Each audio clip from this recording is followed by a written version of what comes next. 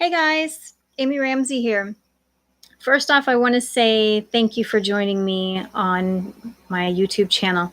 And second, I want to kind of give a little background about me. This makes me very uncomfortable standing in front of a camera and talking, and this is just out of my comfort zone. This is out of my norm.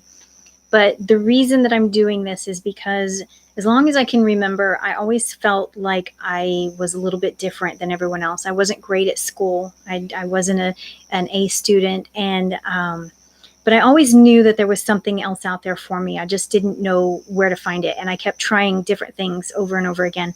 I've gone through several businesses, several ventures, some successful, some that ended up not so successful. And I think that real estate is one that is stuck for me for long term. Like I own a limousine business now, and I've owned this business for 20 years, and I've been running it successfully, and it pays the bills. But real estate is what is creating long term. It's what's creating my security and my retirement and everything. So I wanted to make this quick video for you guys. My first real estate deal is what we're going to go over today. So I was 24 years old, and I was a housewife at the time. I wasn't working. I was comfortable staying home with my 5-year-old son. And my husband at the time was caught in a fire. He was caught in his 48% of his body was covered in third-degree burns. And so very quickly, he was actually in the hospital for about 6-8 months. I can't remember exactly, but it was a long time. And even when he got out, we had to nurse him back to health and teach him how to walk again and stuff. And it was very traumatic. At the time when he was in the hospital, I had found out a week after he had gone to the hospital, I found out that we were pregnant with our second child. And so at that time, I found myself wondering, what am I going to do? Like, all of our income that had come in completely came to a stop. Everything was just thrown up in turmoil. I quickly sold our house that we lived in and moved in with my mother and tried to take care of my husband at the time. And then after it was all said and done, I found myself as a single parent of 2 children. So my daughter was born, but right before my daughter was born, I actually started looking for a cheap house, something that I could afford. I didn't want to rent, I wanted to buy. So I searched out and found this house that was an owner finance. And I didn't know at the time what real estate investing was, what real estate investors were, whatever. I just knew that this guy wanted to finance me this house. And I thought, there's no way. I didn't have any credit. I had probably bad credit at the time. And so I knew that I wasn't going to qualify, but I called this guy. I had the money down for it, and he qualified me. And I was like, wow, this is awesome. So I bought this little house, and my children and I lived in it for about a year. And I got a job, and I started making money. I actually got into the limo industry at that time, and started making a little bit of money. And about a year later, I found that I was making enough money to be able to afford a bigger house. So I reached out to him, the guy that I bought the house from, the guy that I was making the payments to. And I asked him, I said, do you have another house that I can purchase from you? And because I don't think at the time I still had good credit. I still didn't have any credit. And he said, well, yeah, this is what I've got. So he showed me a couple houses, and I picked one, and I went ahead and bought that house from him. And while doing all this, I asked him, what do I do about my house? Like, can I sell it? Can I rent it? What am I allowed to do with it? And he said I could do anything I wanted with it. It wasn't his, it was mine. And he actually gave me the paperwork to set up a renter in it. And I put a renter in it. And then immediately, like every month, I just started getting, this check in for like $995. And I would send him my house payment, which was like $600. And sorry. And so I was making almost $400 off the difference. And I wasn't doing anything. I wasn't working for it. I was going to work every week, making about the same amount of money, $400 or $500 a week. But I was working for it. I was giving 40 hours of my time for it. And this was when I started thinking, wow, I could probably do something with this. This is kind of cool. So I reached out to him and kind of learned a little bit about what he was doing. Now, this was back in 95. So this was before YouTube and Google. So and also before a couple things that were deemed illegal. So we're going to go through that as well. So let's go ahead and get started. So my real estate investor, the guy that I bought the first house from, he had this house that he sold to me. And this house was not in his name. So we had the owner of the property that he had bought this house from, and he was taking over their payments. So basically, we're going to consider this as a sub two. Okay. So he took over he bought their house subject to the existing loan because the house stayed in their name. So we're going to call this a sub two. Okay. And then he had a contract with them. He bought the house. And then he turned around and had a contract with me. I bought the house.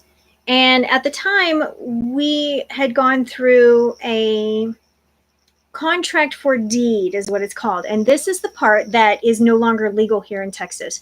We cannot do a contract for deed anymore. It has to actually be deeded into the new owner's property. But this little house that I bought for my children and I did not actually go into my name. We had a contract between him and I. And so what I would do is I would pay him every month and he would take it off of what I owed him. And then when I paid him the total amount due, then I owned the property. But until then, the property was not actually deeded into my name. Now, they deemed that illegal several years back because there were a lot of homeowners, and thank goodness I came across a real estate investor that was honest and nice. But there were a lot of investors at the time that would go into contract for deed and they would not actually give the house over to the new owners. So a lot of the new owners were getting evicted out of houses that they supposedly owned, and they didn't have any legal right because the deed was not in their name. The deed was in someone else's name. So they've changed it now that you're not supposed to do a contract for deed anymore. The house is supposed to be deeded into the new owner's name, and the owner finance person is going to carry a promissory note on it. And so if you default on that, they can, of course, foreclose on you. So that's what happened. So we went into a contract for deed. And then I moved into the house. Well, then when I moved out of the house and bought a new house, I found out that the new house was also not in the guy's name that I had bought it from. So he had picked up another sub two from a different owner, and he had contracted it to me, contract for deed, and I was paying him every month for this on this contract until it was paid off, and then the house would go into my name. So what happened up here on the first house is that I turned around and rented it out. So in today's we would call this the sub two, and then we would call this a wrap.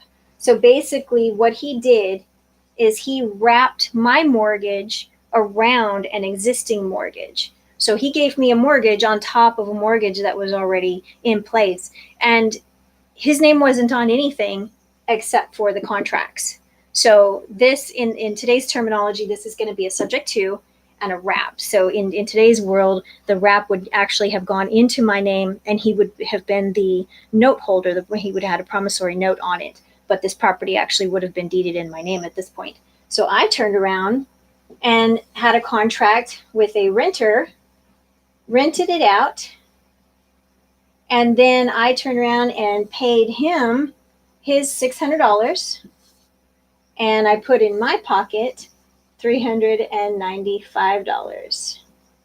And this was my first transaction, my first real estate investment transaction that I did. And this was back in 95.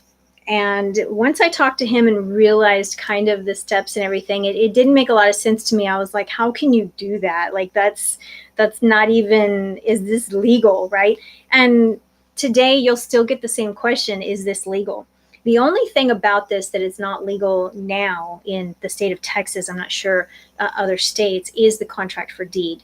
So they don't want you to go in contract for deed. They want you to actually deed the property into the new owner's name, so that new owner has legal title and legal ownership of that property that they're paying off, so that you can't come back and take it away from them or pass away, and then they're stuck in all of this turmoil about probate and everything else. So there was a lot of different factors and the reasons why the contract for deeds were not great. And like I said, fortunately, I had an honest real estate investor. But because of this guy, his name was Joe. I don't remember his last name. I should, because I paid him every month for years. But I do remember his first name. His first name was Joe. And because of this guy reaching out to me, or not reaching me, I reached out to him. But because he took the time to help me understand the whole transaction and what he put together for me and for my children, I was able to actually learn more about it. And that's what I've been using since then to add properties to my portfolio. And so, yeah, that's a little bit about me and my first real estate transaction. If you have any questions about any of this, go ahead and leave me a comment below. If you want to ask a question in the comments, go for it. I will read the comments and I will answer accordingly. And if it's a big question, I might even make a video about it. So I'm so glad to have you guys here. Like I said, I'm a little uncomfortable with this whole videoing thing, but it's not about me anymore. It's about the people that felt like I felt when I was 24 with 2 children and didn't know where to go and where to turn to and what to do. This is now about those people that feel lost and they feel like there's more out there and they just don't know where to go.